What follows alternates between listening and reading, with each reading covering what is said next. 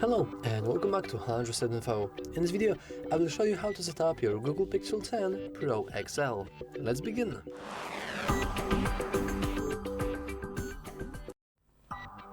As you can see, my Google Pixel here is now freshly after reset, and you can start by simply pressing the arrow.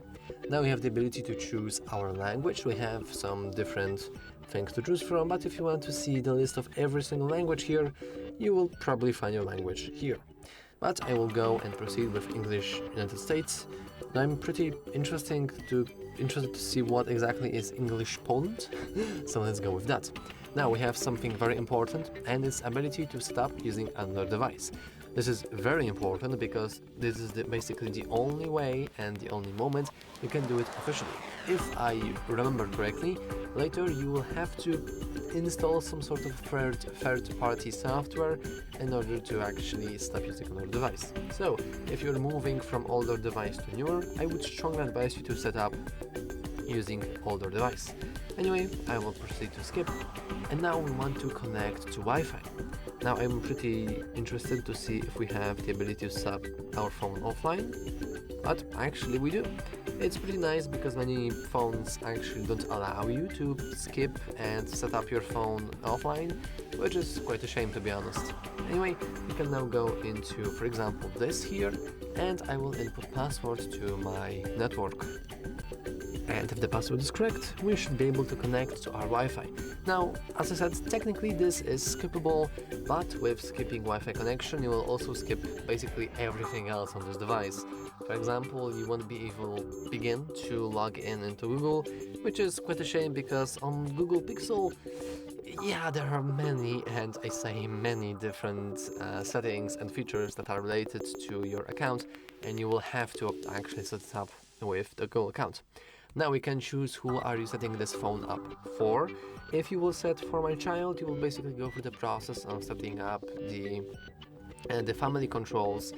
And I'm not basically a big fan of these family controls, but if you want to, you can set it up.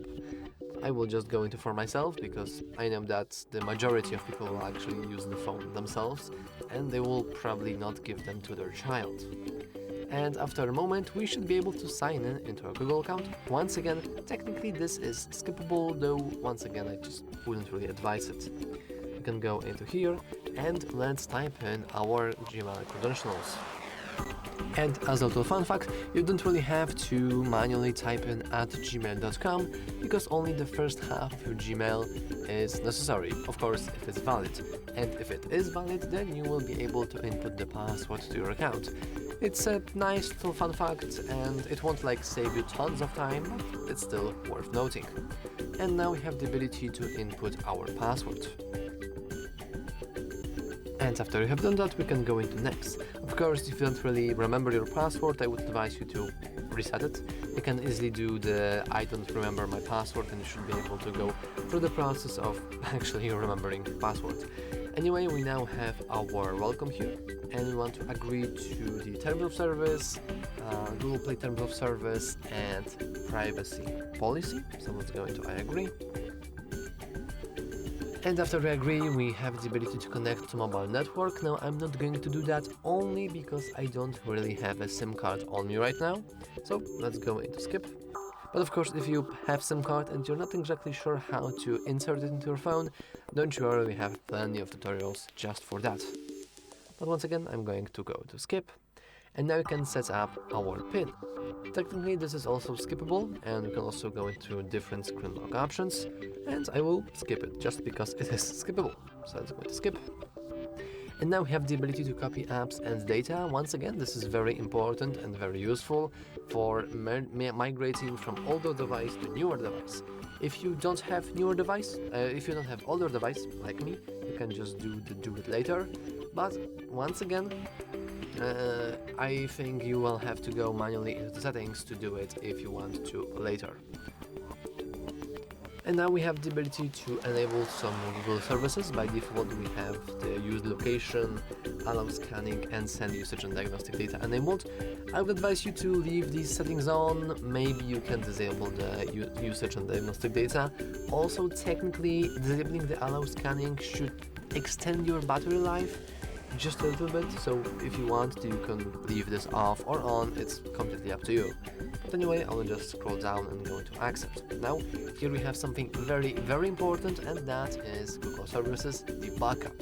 Backup is incredibly important, and I rarely can stress enough that I hate that so many people have this thing disabled, only because it's just really quality of life. What happens if you, for example, will lose your phone, or your phone will get stolen, or something weird will happen and I know it will freeze to death, or if some fateful day you will just forget your password and you will have to factory reset your phone just to get access to it. That's quite a shame, and to be honest, you will lose everything unless you have backup enabled. So that's why I'm going to go into turn on backup, and now we can continue. We can choose the browser and search engine. It's completely up to you what you're going to choose. I'm going to go into Firefox and I don't know, let's go into Brave. But once again, it doesn't really matter. You can just go and continue with whatever you want.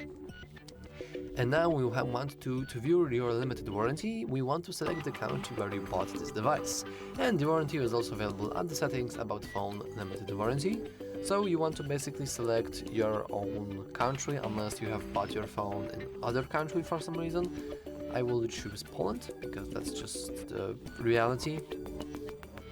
And now we have some information. Now, because I have chosen Poland, it's actually in Polish, but we don't really want to read all of that. Let's go into close and just let's go into next.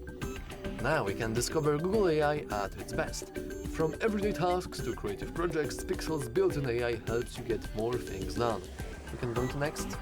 And now we have made Gemini our personal assistant. We have to go into next, but we can go into no thanks to hands-free mode.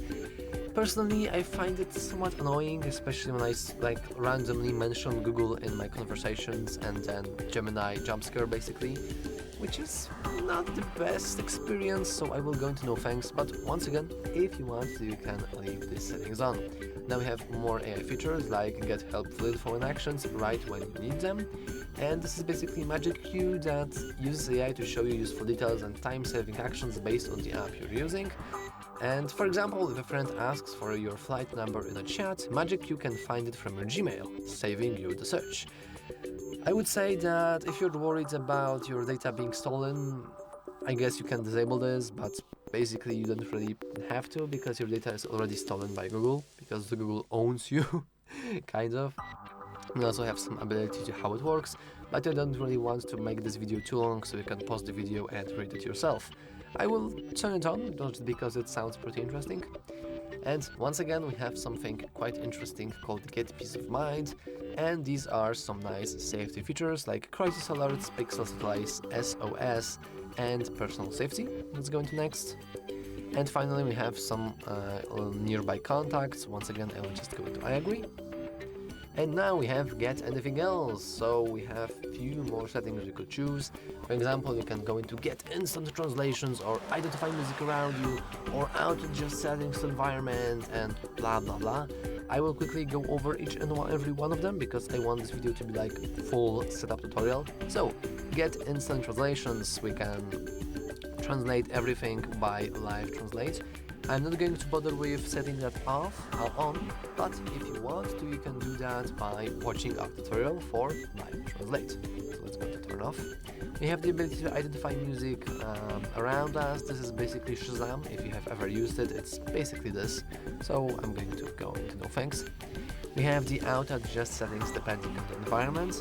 It's the adaptive sound and adaptive vibration. I will enable those, but once again you don't really have to, only because they will actually try to listen to your microphone under sensors, which is quite battery heavy, unfortunately. Let's go to done. We have prepare for an emergency. Once again, this is the personal safety application. We can continue on our phone. We can confirm settings for emergency SOS. So let's go to next. We can start and we can choose how to start the emergency NLS. So for example, we can use touch and hold to start action. We can start actions immediately after countdown, and we can play the alarm sound so we can be clear. And also we can always add emergency contacts that will get automatically notified when something happens to us, but I will skip that. We have some other things, but these are very basic, especially the changing wallpaper, how text displays. Here, this you can find in display settings. This is the ability to remove bloatware from the device, but actually most of this bloatware is some very specific Google applications. I would advise you to keep Google Wallet turned on, just because I think it's a very useful feature. So now we can go into finished for now. Let's go into no thanks. And hopefully after this, we also have gestures, so let's go to try it, because I just like gestures. Oh yeah, sorry, we don't do this. We can learn how to go back by swiping from the either left or the right. And finally we can go into ability to switch applications, like that. And now we can just swipe up to go home. And congratulations! You have now your Google Pixel 10 Pro successfully set up, which I think is very cool. And that's all for this video. If you found it useful, make sure to give a like, subscribe, and as always, thanks for watching. See you and bye later.